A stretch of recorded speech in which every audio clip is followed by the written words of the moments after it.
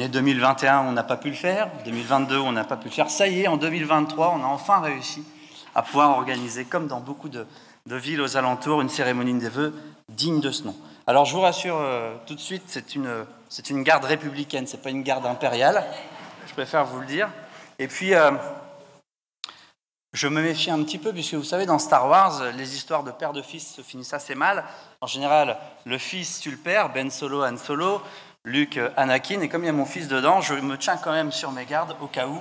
Je vais essayer de ne pas prendre de risques ce soir pour passer une bonne année 2023. Vraiment, quel bonheur, quel plaisir de pouvoir avoir une assistance aussi fournie, aussi remplie, et d'invités aussi distinctibles que certains qui sont dans cette salle. Alors vous savez, la tradition veut qu'on essaye de nommer l'ensemble des personnalités qui sont dans la salle. Je vais m'y risquer, et je vous prie de bien vouloir m'excuser si j'en oublie certains d'entre vous. Les maires qui sont dans cette salle savent de quoi je veux parler, bien évidemment.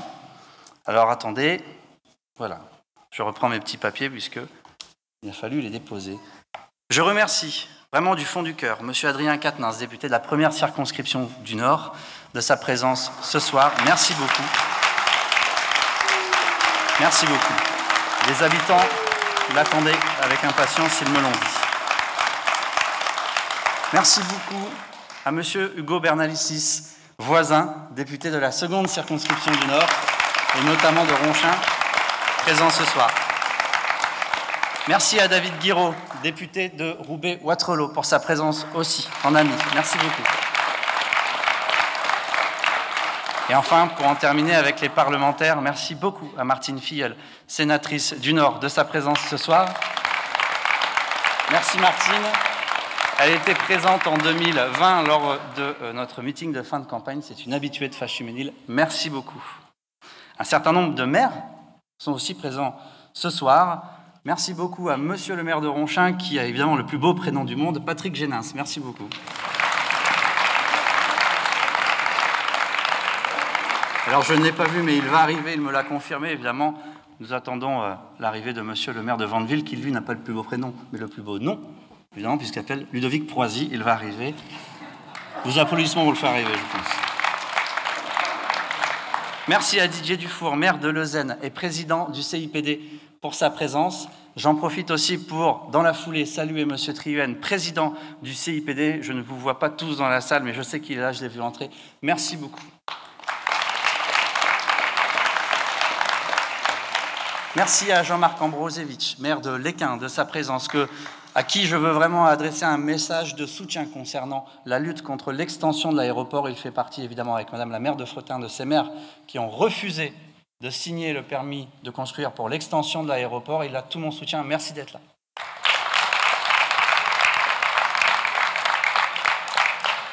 Merci à Madame Anne Voiturier, maire de Los, vice-présidente à la métropole européenne de Lille en charge de l'habitat, présidente de LMH, d'être présente ce soir. Je la cherche du regard. Merci beaucoup.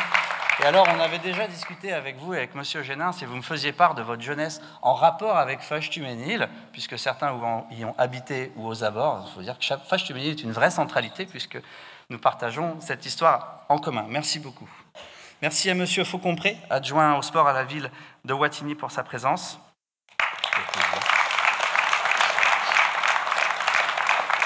Merci à Monsieur Marc Buquet, premier adjoint de la ville d'Aubourdin, pour sa présence ce soir.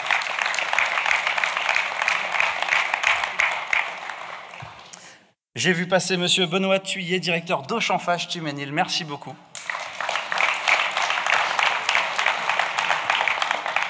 Et évidemment, merci aux élus de la ville de Fâche Tuménil pour leur présence ce soir. Merci beaucoup, les amis. Et à Monsieur le premier adjoint qui a quand même fait une entrée remarquable. Alors, vous savez, la cérémonie des vœux, c'est l'occasion de regarder un petit peu l'année écoulée, de se dire que si elle a été bonne, eh bien, on espère que 2023 sera encore meilleur, et de se dire que si elle a été mauvaise, ma foi, on tourne la page et on en ouvre une nouvelle avec 2023. J'ai oublié, oh là là, je les vois, pardon, les présidents et présidentes d'associations qui sont présents en nombre ce soir, ainsi que les responsables, commerçants, artisans, chefs d'entreprise fâche-tuménillois qui sont là aussi. Excusez-moi. Merci beaucoup.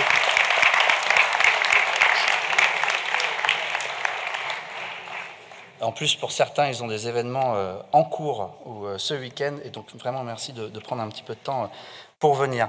Cette cérémonie va suivre un certain nombre d'étapes. Évidemment, le discours doit à peu près 3-4 heures. Ne vous inquiétez pas, j'ai fait court. Non, je vais essayer de faire une vingtaine de minutes. Je dis essayer, mais j'aurais dû faire comme Madame la maire de Los, me mettre un petit réveil à côté pour suivre le temps de parole. Ensuite, nous allons remettre le chèque du Téléthon, qui est le retour sur Fâche-Tuménil, puisqu'il n'était plus organisé. Ensuite, nous allons distinguer les mises à l'honneur. Il y aura 4 mises à l'honneur ce soir. Puis, l'association de sabre laser Solaris et Ténébris va revenir pour nous faire un spectacle accompagné de l'harmonie de Fâche-Tuménil. Donc vraiment, ne quittez pas la salle.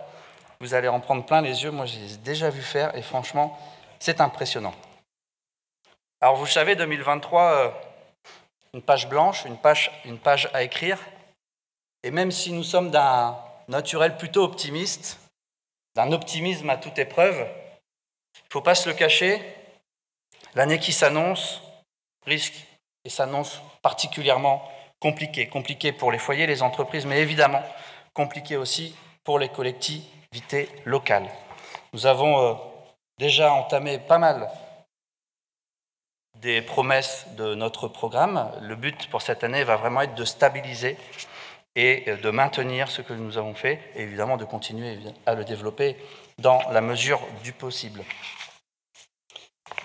Déjà en 2022, pour paraphraser notre président de la République, qui aurait pu prévoir, non pas la crise climatique, parce que ce sujet était déjà annoncé depuis au moins 30 ans, mais qui aurait pu prédire l'inflation à ce niveau. Et aujourd'hui encore, pour citer Maître Yoda, c'est le thème, qui parle de l'avenir, difficile à voir, toujours en mouvement, et l'avenir. La complexité actuelle, notamment des finances de la ville, je vais commencer par ça dans mon discours, comme ça sera fait. J'aurais fait le plus pénible au début, et puis après on passera au plus réjouissant. Nous sommes vraiment dans des difficultés, et les maires dans cette salle ne vont pas me contredire, à anticiper, à prévoir, à savoir de quoi va être fait l'année, notamment avec l'ensemble des hausses qui nous sont annoncées. Alors, je vais essayer de ne pas être trop technique, de ne pas être trop long sur ce sujet, mais j'ai vraiment besoin de vous donner des chiffres pour que vous compreniez l'état des finances de la ville. Sur une année complète, l'électricité, c'est 800 000 € en plus. Le gaz, c'est 400 000 € en plus. Les ressources humaines, de par l'augmentation du SMIC ou le dégel du point d'indice des fonctionnaires, c'est 800 000 € en plus. Vous faites bien le calcul avec moi, on en est déjà à 2 millions d'augmentation. Pas parce que les maires font des mauvais choix, mais qui sont quasiment des augmentations automatiques. Cette situation, elle se cumule avec un état des finances à notre arrivée très loin de l'histoire racontée des pseudo-experts qui nous ont précédés. Pour citer une autre trilogie, et je ferai une interro à la fin du discours pour voir si vous avez toutes les références, cette histoire devint un mythe, le mythe devint une légende. En effet, je dois vous expliquer un petit peu, pendant 3 mandats, la méthode pour équilibrer les budgets a été la suivante. Un investissement pour nos bâtiments inférieur à celui des villes de strates comparables, des économies, une cession du patrimoine. À Fâche-Tuménil, avant, il y avait une cuisine centrale. Elle a été vendue. Il y avait un stade, Mormance. Il a été vendu. Il y a un projet immobilier dessus. Il y avait une piscine. Elle a été vendue. Je sais, il n'y a pas trop de suspense, c'est toujours la même chose. Il y avait une piscine, elle a été vendue. Il y a des logements à cet endroit-là. Il y avait une école sur la place Victor Hugo, elle a été vendue. Il y a eu un projet immobilier à cet endroit-là. Il n'y a pas eu de réforme ou de changement profond pour trouver des marges de fonctionnement. D'ailleurs, la Chambre régionale des comptes, qui ne sont pas des gauchistes amateurs ou échevelés, disait justement que le moyen d'équilibrer les budgets avait été la cession, les produits de cession du patrimoine et l'emprunt. C'est ce que j'ai personnellement appelé la dette Lebas. Système qui fonctionnait très bien lorsqu'il y avait du patrimoine à vendre, une situation stable au niveau macroéconomique et où l'investissement était minimal. Pour nous, on se retrouve maintenant avec plus de patrimoine à vendre, et aurions-nous envie de le faire? Une situation macroéconomique que je viens de vous expliquer très compliquée au niveau budgétaire, et des bâtiments, vous avez pu vous en rendre compte depuis maintenant 2 ans, qui sont dans un état qui vraiment fait mal au cœur quand on entre dans ces bâtiments et qu'on est parfois obligé de les fermer parce qu'il y a trop de périls imminents, par exemple. Nous avons estimé, en comptant l'église, les écoles, l'hôtel de ville, les structures municipales, à plus de 40 millions les finances nécessaires pour remettre notre patrimoine en bon état. 40 millions.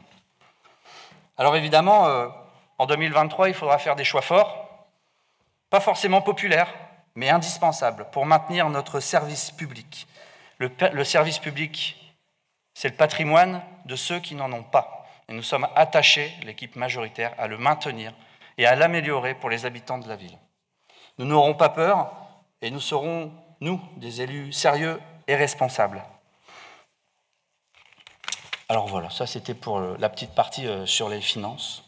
Et maintenant, je vais vous parler de choses un petit peu plus joyeuses et notamment des réalisations faites. Vous ne m'en voudrez pas depuis 2 ans, puisque l'année dernière et l'année d'avant, nous n'avons pas pu présenter les vœux. En 1977, le premier volet de Star Wars se nommait... Personne ? Un nouvel espoir, bravo! Eh bien, c'est un petit peu ce qu'on a ressenti lorsque nous avons été élus à la tête de la ville de Fâche-Tuménil. Beaucoup d'attentes, beaucoup de personnes qui comptaient sur nous pour redynamiser la ville, pour lui redonner son lustre d'antan. Nous avons fait revenir beaucoup de choses qui avaient été supprimées par l'ancienne équipe et nous avons créé aussi de nouvelles choses sur la ville de Fâche-Tuménil. Je suis vraiment désolé, je vais faire une petite liste à la Prévert, mais elle me semble nécessaire. Pas pour la gloriole personnelle, mais vraiment parce qu'on sait que ça a un impact sur la vie des habitants et que ça leur est utile. Ces améliorations, nous les devons au travail des agents, avant tout, et aussi au travail de mes élus. Je veux le dire parce que parfois, on a l'impression que le maire est la seule personne importante et qui existe de la mairie. C'est souvent la vitrine, évidemment, que l'on met en avant, mais derrière, il y a une véritable équipe, il y a un véritable collectif qui travaille ensemble pour améliorer et réussir à amener en traduction concrète, en plan administratif, les orientations politiques des élus de la majorité. Je dois vous le dire parce que, en arrivant, on a essayé d'avoir un fonctionnement différent. De ne pas se dire le maire il est en haut de la pyramide et il décide de tout, avec 1 ou 2 adjoints. On s'est plutôt imaginé le maire avec le brassard de capitaine sur le terrain et qui courait un petit peu avec les autres. J'ai pris dans mon équipe des personnes que peut-être vous allez découvrir ce soir, que peut-être vous connaissez déjà un petit peu, qui sont vraiment des experts et des professionnels dans leur domaine. Je ne vais pas vous les présenter dans leur globalité, parce qu'évidemment, ça serait trop long. Je les remercie à nouveau d'être là et de me soutenir. Mais vraiment, faites-leur confiance pour mener à bien leur mission. Quand je regarde Christopher Liénard, il est où? Lève la main. Eh oui, je ne leur avais pas dit ça. Eh bien, je vois par exemple la prime achat vélo, la politique de mobilité de la ville, les SAS vélo à chaque feu de la ville maintenant, les arceaux vélo, les box à vélo, le programme d'autopartage Cities qui devrait arriver cette année en 2023, l'installation de composteurs collectifs à Tudor, la plantation de 7000 arbres en 2 ans, la végétalisation de la ville, la gestion technique des bâtiments à venir. Figurez-vous que nous arrivons dans une ville où il n'est pas possible de piloter à distance le chauffage des équipements. Ça nous semblait un petit peu vieillot, ça va arriver. Le plan de réhabilitation thermique des bâtiments, Sola Cité par exemple, notre nouveau lieu où se réunit le CCS, le service citoyenneté et urgence écologique par exemple. Quand je regarde DJ Mahé, mon premier adjoint, on voit par exemple le parrainage républicain supprimé par la précédente équipe est de retour à Fâche-Tuménil depuis maintenant 2 ans. L'opération de pavoisement, par exemple, aux couleurs de la ville, le 14 juillet, qui est pour nous un symbole fort, envoyé à l'extrême droite en disant « les couleurs nationales c'est pas à vous, c'est à tout le monde et c'est à nous aussi. Lorsque je regarde Laurence Lejeune, il faut lever la main quand même. Alors là, attention la liste. Je vois les conseils de citoyens dans 4 quartiers de la ville, avec en plus un mode de nomination à la fois sur le volontariat, sur le tirage au sort, et en associant toujours les élus d'opposition, ce qui était vraiment une nouveauté. Le référendum d'initiative citoyenne, la plateforme citoyenne, les boîtes à idées, le budget participatif, les opérations d'égalité plurielle, notamment avec les collégiens et les jeunes de notre ville, le droit de pétition, le forum de la citoyenneté. Ce sont vraiment des outils qu'on a mis en place et il faut que vous, citoyens, vous alliez vous en emparer, allez sur la plateforme, allez dans les boîtes à idées. Vraiment, le budget participatif à hauteur de 40 000 € qui vient d'être mis en place, il faudra que vous alliez vous en emparer et voter pour les projets qui vous intéressent le plus. Quand je vois Sébastien Roche, juste ici, je vois le conseil municipal des jeunes, et d'ailleurs je vais leur demander de monter quelques minutes, quelques secondes sur scène à mes côtés quand même.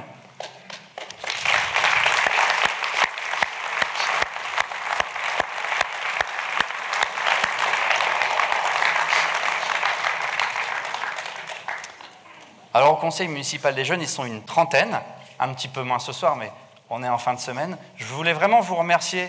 Je ne vais pas vous demander de prendre la parole parce que je ne vous ai pas prévenu et ça serait un petit peu un piège quand même de vous demander comme ça aux dévotés de prononcer un discours. Merci vraiment pour votre investissement. Merci beaucoup.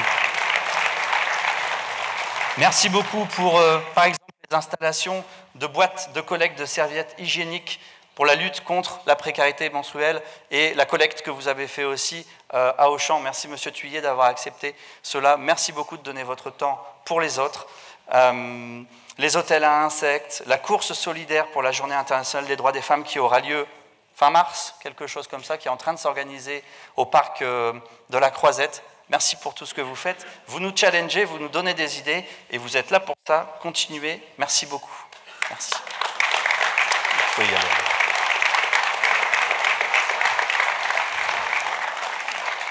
Monsieur Roche, c'est aussi, évidemment avec ses autres collègues, la cantine locale, sans plastique, de saison et bio.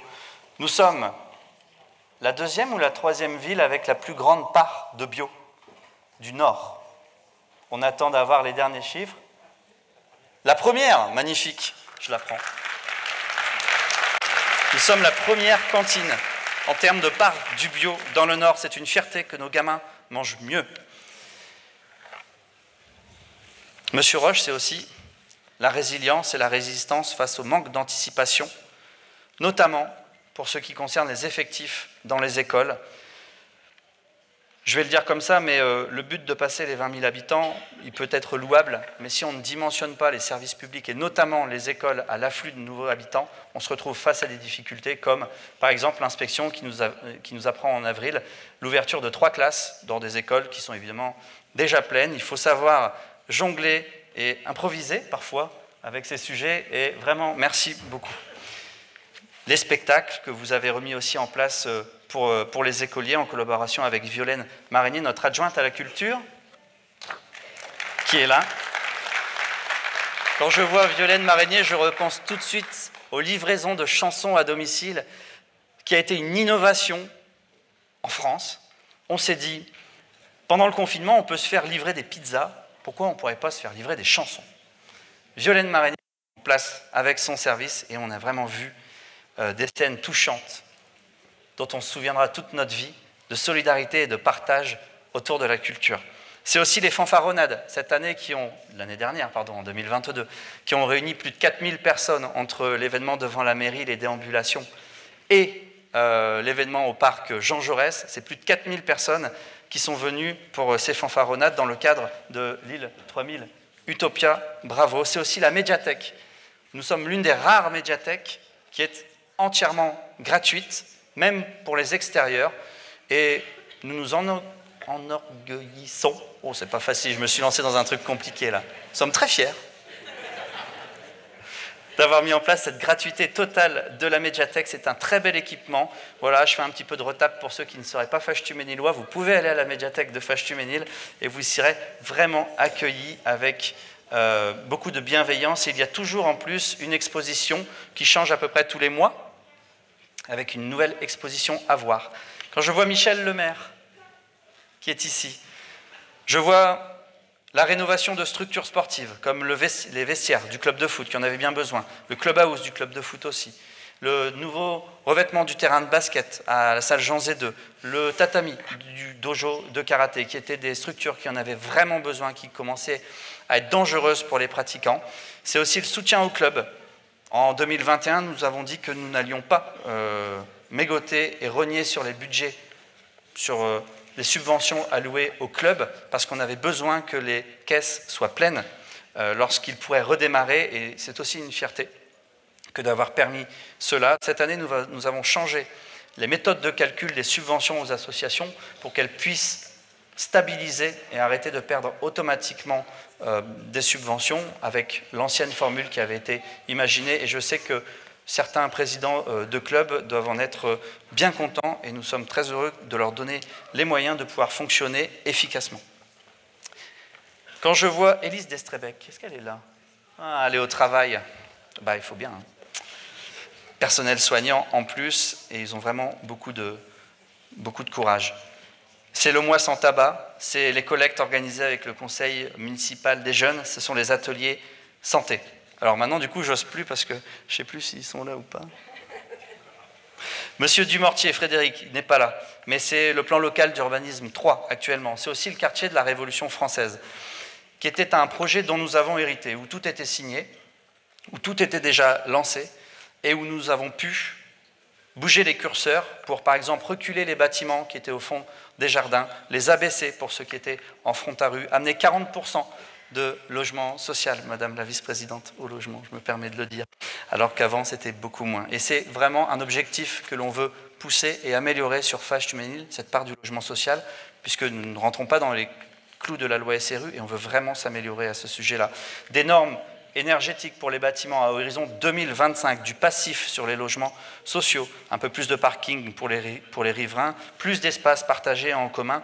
Ça vous paraît peut-être des petites avancées, mais vraiment à obtenir sur un projet déjà ficelé, ça a vraiment été d'une difficulté. On me dit que je suis déjà trop long, mais je suis vers la fin, Nous sommes aussi fiers d'avoir été accompagnés par la métropole européenne de Lille pour trouver un terrain pour construire des habitations adaptées pour les gens du voyage, comme la loi nous y oblige depuis 2000. La loi Besson, c'est 2000. En 20 ans, ils n'ont pas été capables de trouver un seul endroit, on l'a fait en 1 an et demi. Et nous en sommes très fiers de mettre la ville de Faches-Tuménil dans les clous de la loi. Quand je vois Marie-Madeleine Wallard, elle est là, derrière moi.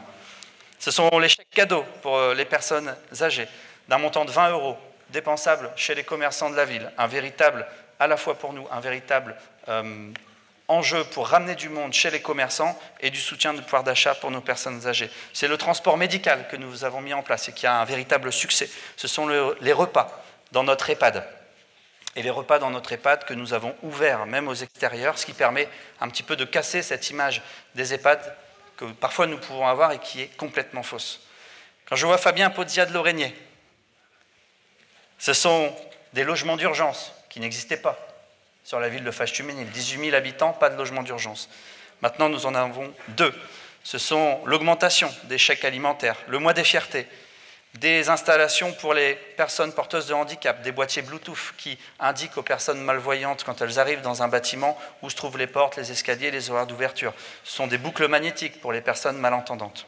Un arrêté contre les expulsions locatives et la lutte contre l'habitat indigne qui sera renforcé en 2023. Je vois Bernadette Lepoutre. Est-ce qu'elle est là? Je ne me tourne pas du bon côté.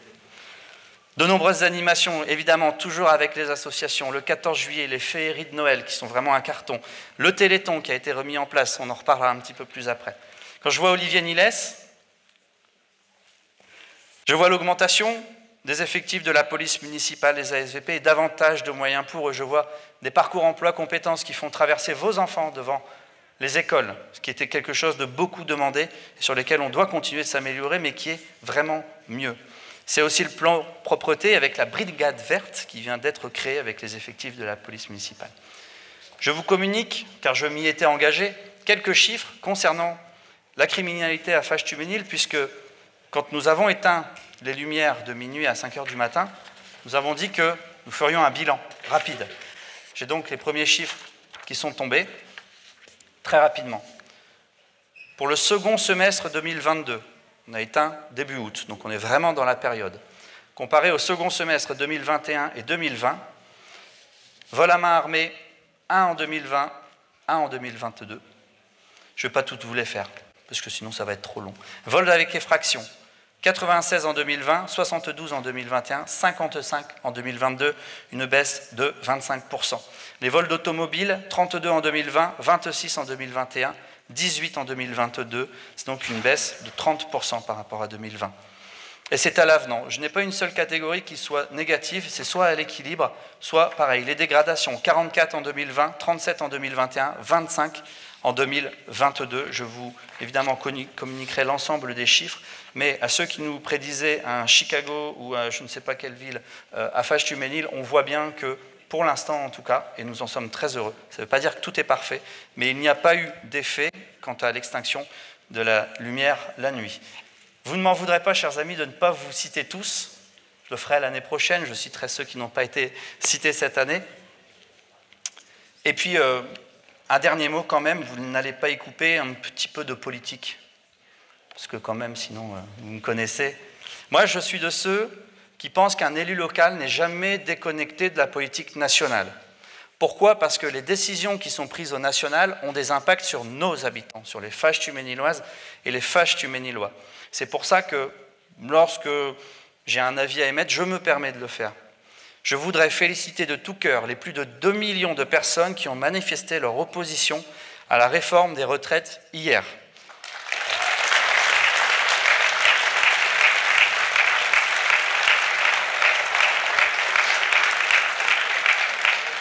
Réforme injuste, autant qu'inutile, quand tant de personnes n'arrivent pas à prendre leur retraite car décédées avant ou qui la prennent dans un état physique et psychique qui empêche d'en profiter. Pour vous convaincre, j'ai une citation, 2 fois que je le cite ce soir, d'Emmanuel Macron. Je ne le cite pas souvent. Et il disait en 2019, quand on est peu qualifié, bon courage pour arriver à 62 ans. Et on va expliquer aux gens, mes bons amis, et souvent c'est un vocabulaire un peu ancien régime, mes bons amis, travaillez plus longtemps, ce serait hypocrite. Et j'invite les gens que j'entends dire de manière simpliste, c'est ça la solution, d'abord de regarder la société. Ça, c'était Emmanuel Macron. Eh bien, Monsieur Macron, regardez la société. Regardez les rapports qui disent que le système des retraites n'est pas en danger. Regardez qui meurt avant la retraite. Regardez enfin qui capte les richesses de manière exponentielle et de plus en plus flagrante. Et vous saurez où trouver l'argent si vraiment le système était en péril. Mesdames, Messieurs, j'en arrive à ma conclusion. Vous nous trouverez toujours auprès de vous pour vous écouter, vous rencontrer, vous aider et vous accompagner. 2023 devra nécessairement être l'année du collectif, de la solidarité pour traverser ces temps difficiles. Nous serons là. Bonne année, bonne santé et merci à tous.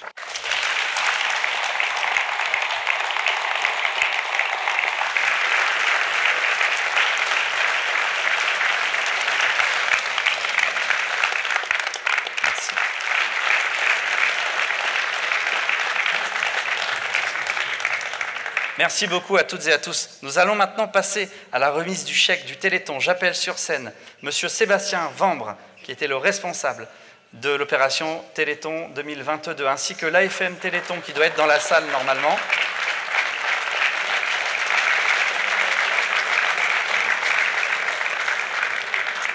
L'AFM Téléthon, où sont-ils? Ah, venez sur scène, venez à côté de moi. Madame Lepoutre, si vous voulez bien. Ah, voilà, elle est plus rapide que...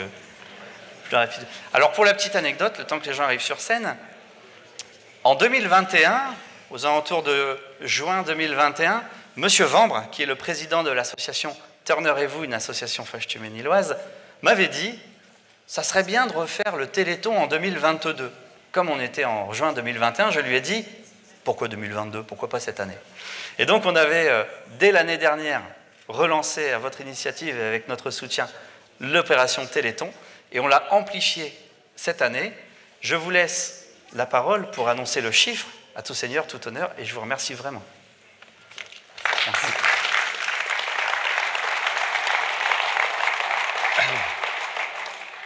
Chers habitants, chers acteurs du monde associatif et de la sphère économique, chers élus et membres du conseil municipal, merci Monsieur le maire de nous offrir l'opportunité de cette mise en lumière de notre action du Téléthon, de retour depuis l'an dernier sur notre belle ville de Fâche-Tuminil. Vous le rappeliez si bien, tout a commencé lors de la rencontre à la fête du sport, qui nous a conduits toutes et tous vers de belles aventures annuelles que j'ai eu l'honneur de coordonner jusqu'à aujourd'hui. Après plus de 10 ans d'absence, les valeurs de solidarité, de partage et d'engagement retrouvent pleinement les couleurs grâce à notre mobilisation autour de cette grande cause du Téléthon. Ce grand rendez-vous en faveur de la recherche médicale et de l'amélioration de la prise en charge des patients atteints de maladies rares ou chroniques pourra à présent pleinement compter sur notre collectif local dans la durée pour sensibiliser, mobiliser, collecter, alimenter le financement de nombreux projets de recherche. La dynamique locale est montante et partagée, et je ne peux m'empêcher de mettre en lumière les nombreux acteurs locaux, centres sociaux, associations, EHPAD ou autres institutions qui ont progressivement rejoint l'aventure depuis 15 mois. Pour 2022, c'est une vingtaine d'acteurs qui se sont mobilisés autour de ce grand événement. Ce beau collectif ouvre la porte au beau jour du Téléthon, et nos expériences locales s'enrichiront au fil des actions et des partenaires qui nous rejoindront. La mobilisation locale des habitants et des acteurs économiques de la ville a débuté et nous poursuivrons ce large travail de mobilisation locale, ô combien précieux pour mener à bien nos projets en faveur de cette grande et belle cause. Une pensée chaleureuse pour les bénévoles d'ici et d'ailleurs qui ont rendu possible notre mobilisation. Des remerciements aux élus, aux agents et aux services municipaux pour le soutien indéfectible de l'action. Merci à la coordination de l'AFM 59L et ses bénévoles pour leur accompagnement soutenu et durable. Cette aventure est collective et c'est peut-être bien là le plus important. À l'heure où une personne sur 20 en France est atteinte d'une maladie rare, la mobilisation et la détermination doivent être au rendez-vous. Vous aussi, vous pouvez rejoindre cette aventure. Nos travaux reprendront dans les prochaines semaines pour préparer la saison 2023 qui s'annonce haute en couleurs. Il me reste à partager avec vous peut-être le plus important à travers la remise du chèque résultant de la mobilisation de cette année qui est quasiment 3 fois supérieure à celle de 2021 d'un montant total de 3 127 €, donc qui vont être remis immédiatement à l'AFM Téléthon.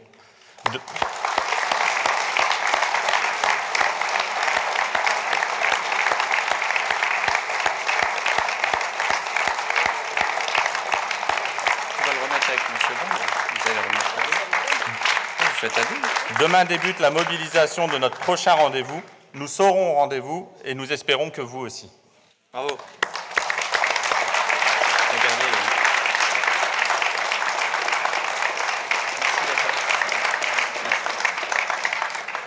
Bravo, merci beaucoup. Bravo encore et merci beaucoup. Et les actions vont s'amplifier, vont être de plus en plus nombreuses. Et on a même des tournois de foot où le maire mouille le maillot. Alors, je vous invite à venir essayer de me battre. C'est facile, je vous rassure. Maintenant, nous allons passer aux mises à l'honneur. Vous savez, c'était aussi un moment important pour nous de distinguer.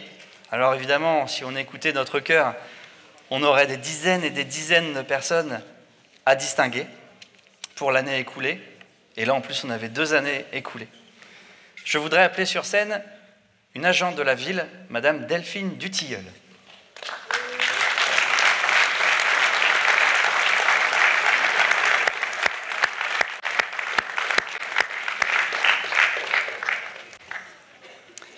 Et à mes côtés, évidemment, Monsieur Olivier Niles.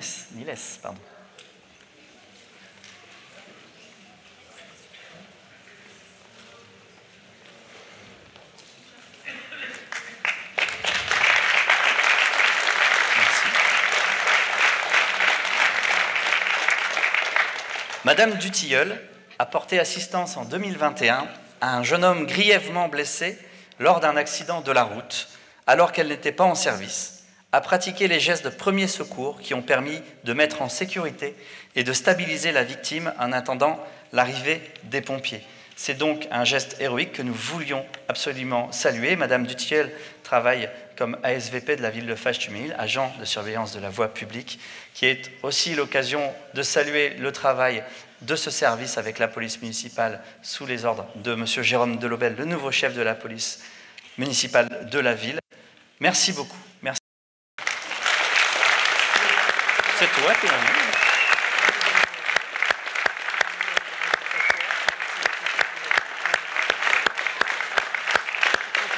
faire la bise aussi quand même. Tiens, regardez.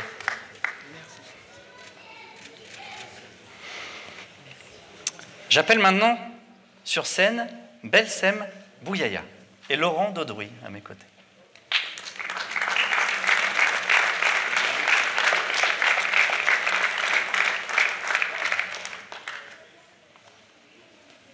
Alors la salle est grande, il faut le temps que les gens arrivent.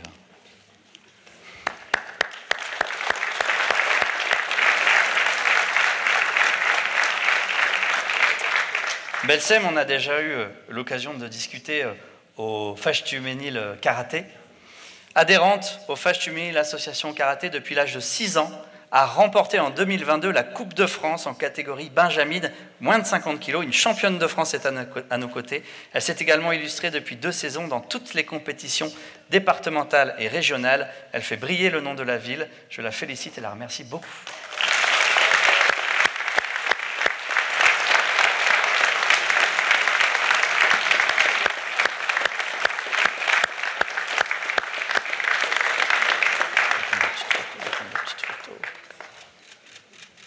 Enfin, normalement, c'est la lauréate au milieu. Oh, on apprend, hein, on apprend. Hein. J'appelle maintenant à mes côtés M. Mohamed Ajouz.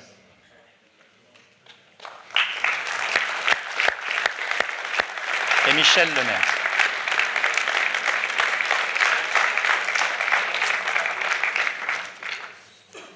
Alors peut-être que pour certains, vous ne connaissiez pas les 2 lauréats précédents, mais Mohamed Ajouz, quand même, vous devez être nombreux et nombreuses à le connaître. Je vais vous en dire un petit mot.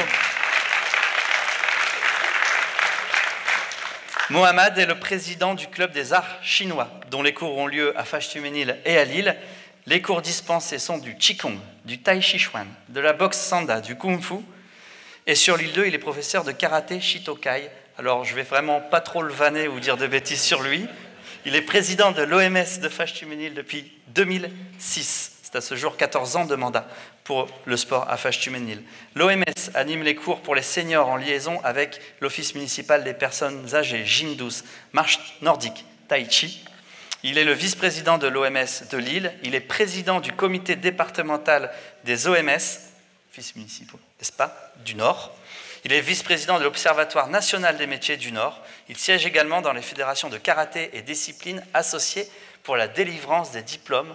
Merci pour tout ce que vous faites, notamment pour Fâche-Tuménil.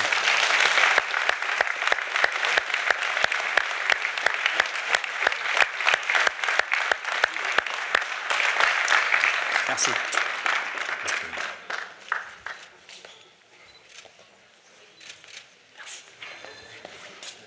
Et enfin, j'appelle sur scène M. Olivier Vulfard et les membres du comité d'animation pour l'accompagner peut-être.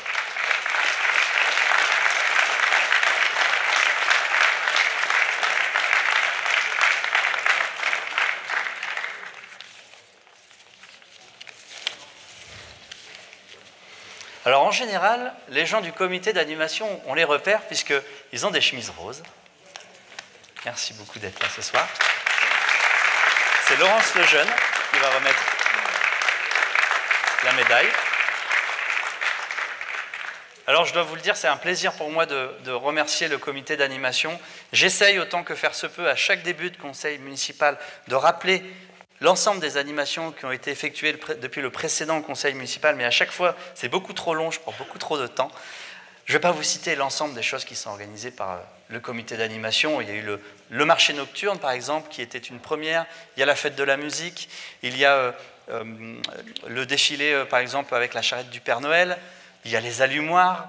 Vous avez un programme pour 2023 qui est aussi, je pense, va faire plaisir aux habitants de la ville. Ce sont des bénévoles qui prennent de leur temps, sur le temps familial, sur le temps de repos, pour animer la ville chose que la ville elle-même aurait du mal à faire seule avec nos agents. Eux nous aident beaucoup, ils savent qu'on fera tout pour les arranger, pour redynamiser cette ville qu'on avait surnommée la Belle Endormie, et je pense que vous êtes nombreux à avoir remarqué un nouvel essor, un nouveau dynamisme de la ville. C'est aussi et surtout grâce au comité d'animation. Merci beaucoup.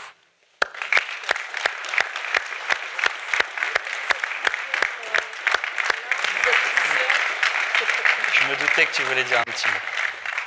Merci, monsieur le maire. Merci, mesdames et messieurs. Vous avez remarqué, là, il n'y a qu'une petite partie des bénévoles. D'autres ont des occupations. On a aussi, heureusement, on a des retraités, donc ils ont un peu plus de temps, mais on a beaucoup de bénévoles qui sont en activité. Et donc, on essaye effectivement d'avoir des idées. Une seule date à retenir, le 11 mars, ici, pour la première fois, une soirée cabaret avec repas et soirée transformiste. Ça, c'est jamais vu. Je peux vous assurer, pour les connaître, que ça va être vraiment bien. Donc, il n'y a pas beaucoup de place, il n'y en a que 250. Donc, voilà, si on n'avait qu'une à retenir, ce sera celle-là. Et en tout cas, merci encore à tous les bénévoles. Merci aussi au service de la ville, parce que sans eux, on ne pourrait pas faire le marché de Noël, on ne pourrait pas faire le marché nocturne, on ne pourrait pas faire plein de choses. Donc, un applaudissement aussi pour tous ces gens qu'on ne voit pas, mais qui, heureusement, sont là.